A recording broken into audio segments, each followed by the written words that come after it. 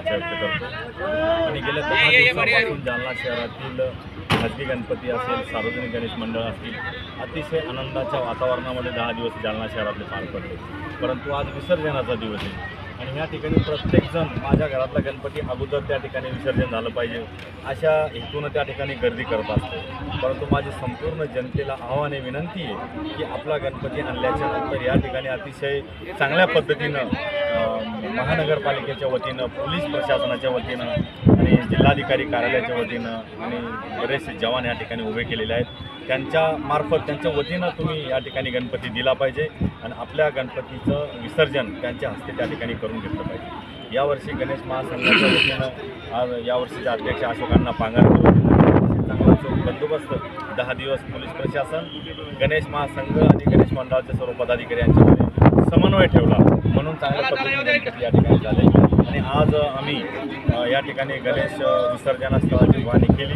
अत्यंत चांगला बंदोबस्त या ठिकाणी प्रशासनाला ठेवलेला आहे। आरोग्य विभागाचे लोक या ठिकाणी आहे, महानगरपालिका प्रशासनाचे लोक या ठिकाणी आहेत आणि स्वयंसेवी लोक जालना शहरातील भरपूर संघटना या ठिकाणी आल्या आणि आपण स्वयंस्फूर्तीनं त्या ठिकाणी जे काही गणपतीचं जे माल्य असतं त्या निर्माल्य कलेक्शन करण्याचं काम त्या लोकांनी सुरू केलेलं आहे।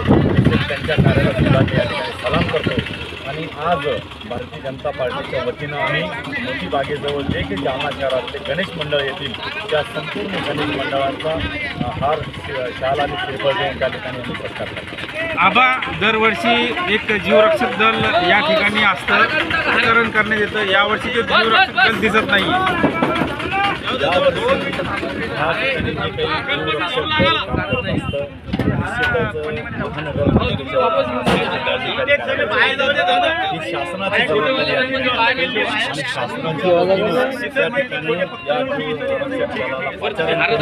त्यांचं त्या ठिकाणी एखाद्या वेळेस निविदा सुद्धा निघू शकते आणि त्या शासनाच्या वतीनं महानगरपालिकेच्या वतीनं या ठिकाणी सर्वसामान्यांच्या जनतेचा जीव धोक्यात जाऊ नये म्हणून आता आम्ही आता जस्ट या ठिकाणी आलो। मी संपूर्ण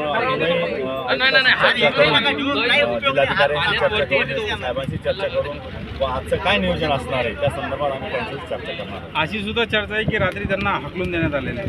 नाही, आम्ही तर आता या ठिकाणी आलो, रात्री काय झालं किंवा काल काय झालं ते आम्हाला माहीत नाही, परंतु महानगरपालिका आयुक्तांशी चर्चा करू आणि या ठिकाणी जीवरक्षक दल अतिशय कटाक्षपणानं ते ध्यान ठेवत असतं आणि ते या ठिकाणी असलं पाहिजे अशा प्रकारचं आले होते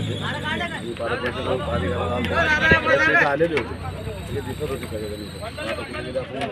हां, मी आयुक्तांना विचारतो काही आले असतील विश्रांती घ्यायला गेल्या, जर आले असतील तर काही विश्रांतीला गेले असतील, जेवण खावं असतं त्यांचं सुद्धा, कारण त्यांना आजपासून दुपारपर्यंत